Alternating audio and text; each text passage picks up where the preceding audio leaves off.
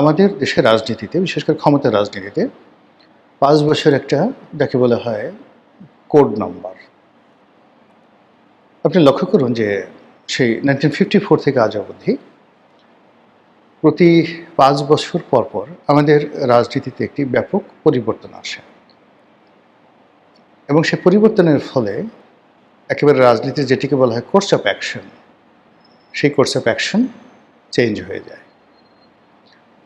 আমি আপনাকে 1947 সন থেকে বলি। তো 1947 সনে যখন পাকিস্তান স্বাধীন হলো, তখন রাজনীতির পাদপীঠে কারা? রাজনীতির পাদপীঠে কায়েদ আজম মোহাম্মদ আলী জিন্নাহ, তার সঙ্গে মোহাম্মদ আলী বা আলী ভাতৃদ্বয়, মোহাম্মদ আলী, লিয়াকত আলী, সাহেবজাদা ইয়াকুব আলী খান। আছে গেল। তো 47, 48, 49, 50। সেই 50-এর পরে এটা পরিবর্তন হতে থাকলো। সেই পরিবর্তনের ধারায় সেখানে গোলাম মোহাম্মদ, চৌধুরী গোলাম মোহাম্মদ, এরপর খাজা নাজিম উদ্দিন,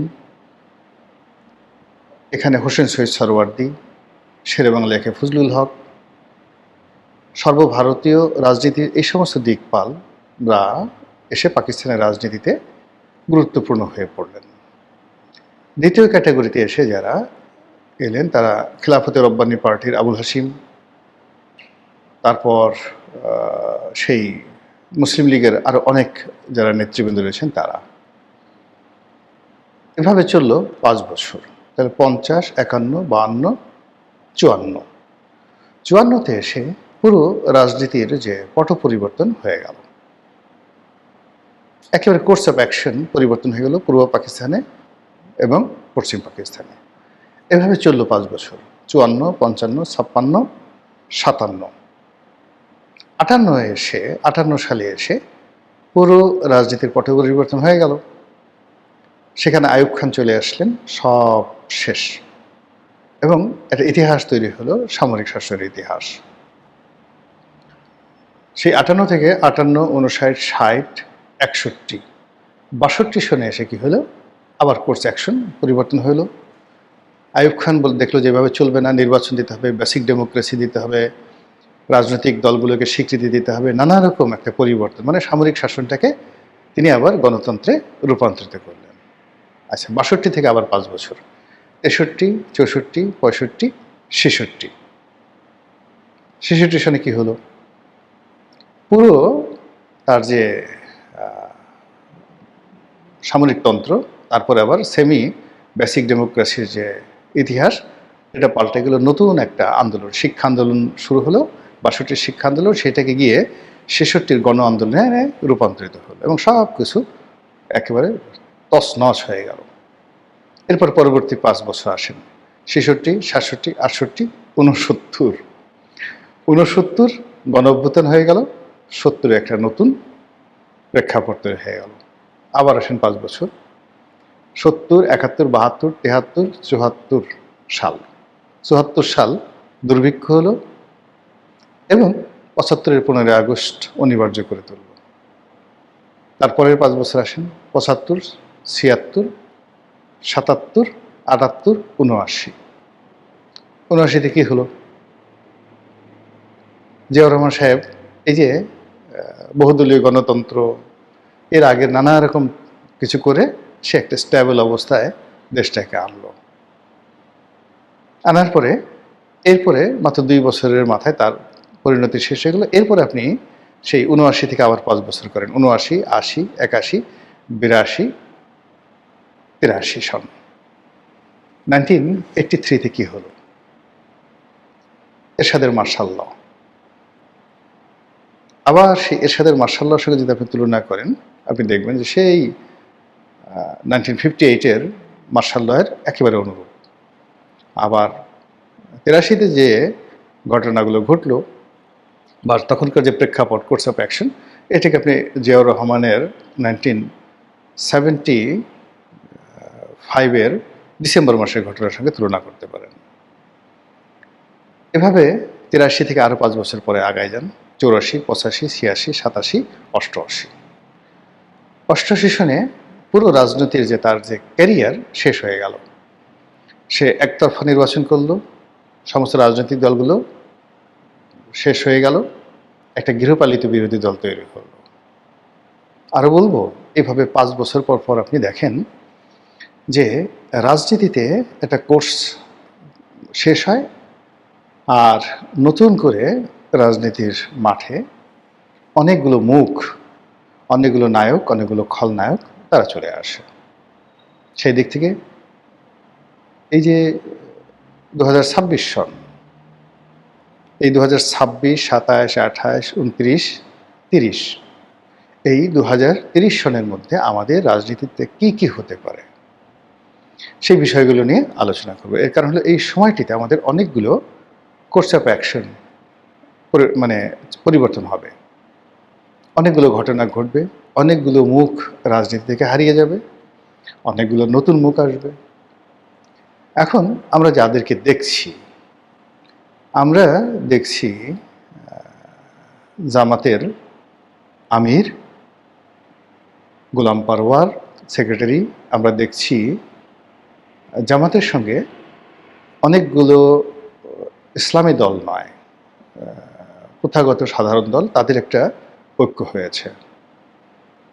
এবং জামাতের একঝাঁক তরুণ নেতৃত্ব, এখানে শিশির মনির আছে, ব্যারিস্টার শাহরিয়ার আছে, এখানে ফুয়াদ আছে, এবি পার্টির মঞ্জু সাহেব আছেন, তারপর এখানে ডক্টর মাসুদ সংসদ সদস্য তিনি আছেন, তারপরে এখানে মিজানুর রহমান আজহারি আছেন, আহমদুল্লাহ আছেন, এখানে সংসদে গেছেন সেই যে আমির হামজা আছেন।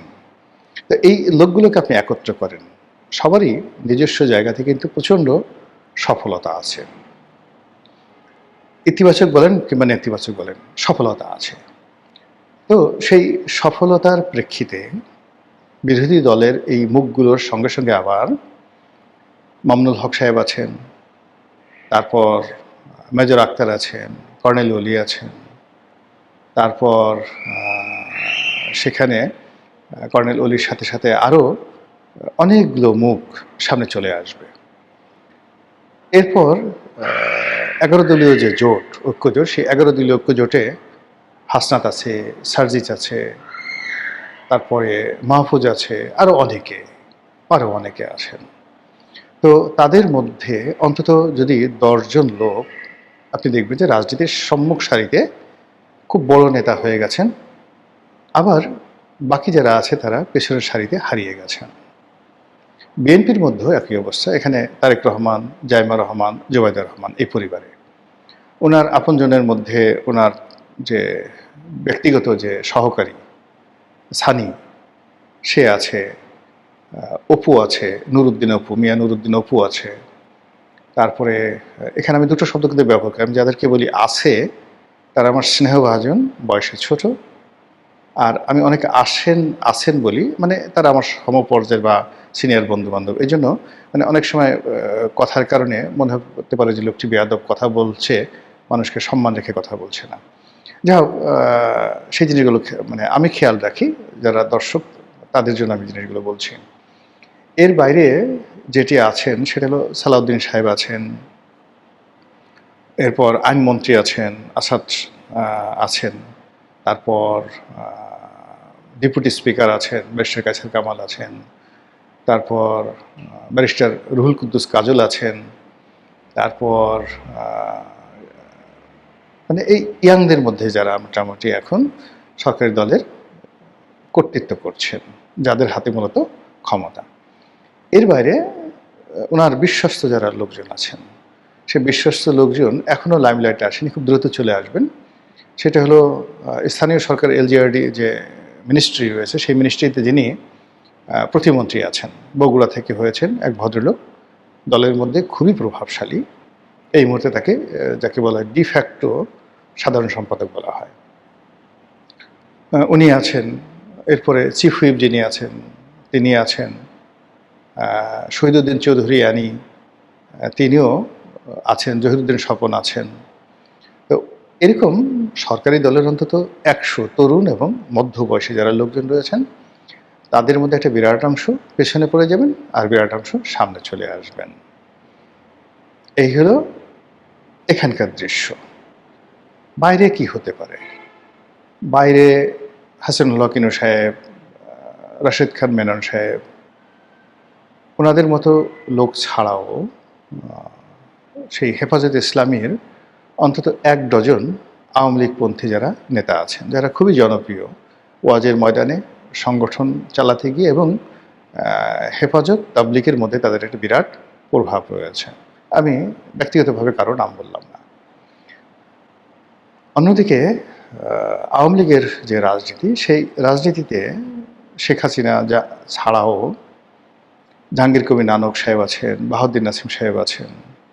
কোনো অবস্থায় আপনি তাদের যে প্রভাব, এটা আপনি বন্ধ করতে পারবেন না। এদের একটা গ্রুপ হয়ে গেছে রাজনীতিতে, অর্থাৎ বাহাউদ্দিন নাসিম, আলাউদ্দিন নাসিম, তারপর জাহাঙ্গীর কবির নানক, ওনাদের একটা পলিটিক্যাল গ্রুপ ঠিক সেম এইজে আছেন, যারা দেশের বাইরে থাকা সত্ত্বেও তাদের মধ্যে একটা পোলারাইজেশন হচ্ছে। শেখ পরিবারের মধ্যে শেখ ফজলে নূর তাপস আছেন, পরশ আছেন, শেখ রেহানার ছেলে ববি আছেন, তারপরে সজীব ওয়াজেদ জয় আছেন, পুতুল আছেন। আপনি এদেরকে রাজনীতি থেকে বাদ দিতে পারবেন না। অন্যদিকে শেখ সেলিম সাহেবের যে ছেলে একজন আছেন, যিনি যুবলীগ করতেন, ব্যারিস্টার, তো নাইম, ব্যারিস্টার নাইম, তারপরে আবুল হাসনাত আবদুল্লাহ সাহেবের ছেলে আছে যিনি বরিশালে মেয়র হয়েছেন, হাসনাত আবদুল্লাহ। মানে আওয়ামী লীগের রাজনীতিতে তাদের যে অবস্থান, এর বাইরে আর অনেক যে সকল রিফাইন্ড নতুন ছাত্রলীগ যুবলীগ থেকে একটা বিরাট গ্রুপ চলে আসবে। যেমন ধরুন লিয়াকত শিকদার, নজরুল ইসলাম বাবু, ইকবালুর রহিম, এরকম ছাত্রলীগের সাদ্দাম, তারপরে গোলাম রব্বানী, নাজমুল, মানে যারা অতীতে প্রেসিডেন্ট সেক্রেটারি হয়েছেন, তাদের মধ্যে যাদের ফাইন্যান্সিয়ালি বা যাদের বিরুদ্ধে করাপশনের অভিযোগ এরকম বেশি একটা নেই, বা যারা পদ পদবি পাননি, এরকম অনেকে সম্মুখ সারিতে চলে আসবেন।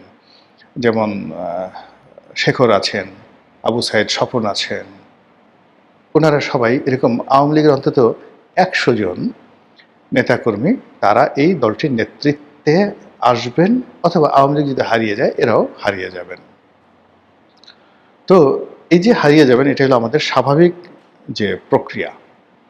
যদি আওয়ামী লীগ, জামাত, বিএনপি, এনসিপি এদের সবার রাজনীতি করার সুযোগ থাকে, তাহলে এরকম একটা পরিবেশ পরিস্থিতির সৃষ্টি হবে। ফলে আগামী 5 বছর পরে রাজনীতির ময়দানে আপনি অনেককে দেখবেন যাদেরকে আপনি এখন কাউন্ট করছেন না, আর এখন যাদেরকে আপনি কাউন্ট করছেন তাদের অনেককে আপনি দেখবেন যে রাজনীতির ময়দানে তারা নেই। এই গেল একটা।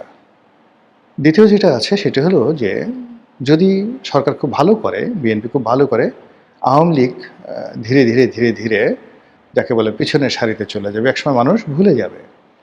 যদি তারেক রহমান সাহেব আর একটা পদ্মা সেতু করে ফেলে, আরও একটা বড় এক্সপ্রেসওয়ে করে ফেলে, 300 ফিটে যেটা পূর্বাঞ্চলের যে রাস্তা, এর চাইতে দৃষ্টিনন্দন, সে দেখা গেল সে বলল যে না, আমি এখন 300 ফিট যেভাবে চলছে এটা তো আসলে 30-35 কিলোমিটার, আমি পুরো ঢাকা চট্টগ্রাম যে হাইওয়েটা আছে, আগামী 5 বছরের মধ্যে ঢাকা চট্টগ্রাম হাইওয়ে আর পদ্মা সেতু পার হয়ে ভাঙ্গা থেকে একেবারে মানে পটুয়াখালী পর্যন্ত বা কুয়াকাটা পর্যন্ত আমি এটাকে 6 লেনের একটা হাইওয়ে করে ফেলব, মংলা বন্দর পর্যন্ত। তো এই দুটো কাজ যদি হয়, এই দুটো কাজে যদি তারা মনে করে যে না, আমরা এখানে 30,000 কোটি বা 40,000 কোটি টাকা ব্যয় করব, এতদিনের মধ্যে একটা জার্মান কোম্পানিকে দেব, জার্মানরা খুব ভালো, বিশ্বস্ত, অথবা কোনো ওআইসি কর্পোরেশনের মতো জাপানি কোনো কোম্পানিকে দেব, একদম টাইম ফ্রেম করে আমাকে এতদিনের মধ্যে এই দুটো highway, just like highway, no মানে যাকে বলা হয় কোনো রিক্সা, কোনো মানে ওই হাইওয়েতে কেউ ঢুকতে পারবে না, একদম পাখিও ঢুকতে পারবে না, এইভাবে পুরো ব্লকেট করে দেওয়া হবে, যেভাবে চীন, ইউরোপ, আমেরিকাতে হাইওয়েগুলো থাকে। তো বাংলাদেশে যদি তারা অন্তত দুটো হাইওয়ে করতে পারেন, একটা পদ্মা সেতু করতে পারেন, তাহলে দেখা যাচ্ছে লোকজন আর শেখ হাসিনার নাম নেবে না। এটা হলো বাস্তবতা। কিন্তু তারা যদি এই কাজগুলো করতে না পারে, শুধুমাত্র কার্ড বিতরণ করে, শুধুমাত্র খাল খনন করে, শুধুমাত্র যে সেই নানা রকম কথাবার্তা যেগুলো বিতর্ক হচ্ছে ইদানিং, সেই কাজগুলো করতে থাকি, তাহলে দেখবেন যে অনেকে হারিয়ে গেছে। আর আওয়ামী লীগের নাম বারবার আসছে যে না, এদেশে আসলে আওয়ামী লীগের সরকার বারবার দরকার। এরকম একটা পরিবেশ পরিস্থিতি তৈরি হতে থাকবে। তো এই যে ৫ বছরের যে কোর্স অফ অ্যাকশন, সেই কোর্স অফ অ্যাকশন কিন্তু শুরু হয়ে গেছে। একটা জিনিস আমি বলতে পারি যে বাংলাদেশে হয়তো আর সামরিক শাসন বা আরেকটি ১/১১ যে পরিবেশ পরিস্থিতি, এটা আর হবে না। আরেকটা জিনিস আমি বলতে পারি যে আমাদের যে সিভিল সোসাইটিতে যে ধরনের একটা অ্যাম্বিশন ছিল, ডক্টর মোহাম্মদ ইউনূসের পতনের পরে সেই অ্যাম্বিশনটাও চলে গেছে। ফলে আগামীতে যা কিছুই হোক না কেন, এটা রাজনীতির মাধ্যমে হবে। সেটা ইসলামী ধারা রাজনীতি হতে পারে, বিএনপি ধারা রাজনীতি হতে পারে, আওয়ামী লীগ ঘরানার রাজনীতি হতে পারে। এটা একটা সম্ভাবনা। আর সেই সম্ভাবনার সঙ্গে আমেরিকা যুক্ত হতে পারে, ভারত যুক্ত হতে পারে, অথবা চীন এবং পাকিস্তান যুক্ত হতে পারে। কিন্তু ঘটনা যাই হোক না কেন, ৫ বছর পর আপনি আজকের এই ২০২৬ সনের যে রাজনীতি দেখছেন, তার 5 to 10% রাজনীতি আপনি দেখতে পাবেন না। ৫ বছর পর আপনি যা কিছু দেখবেন, একেবারে 90% একটা ভিন্ন পরিবেশ, ভিন্ন আঙ্গিক আপনি দেখতে পাবেন।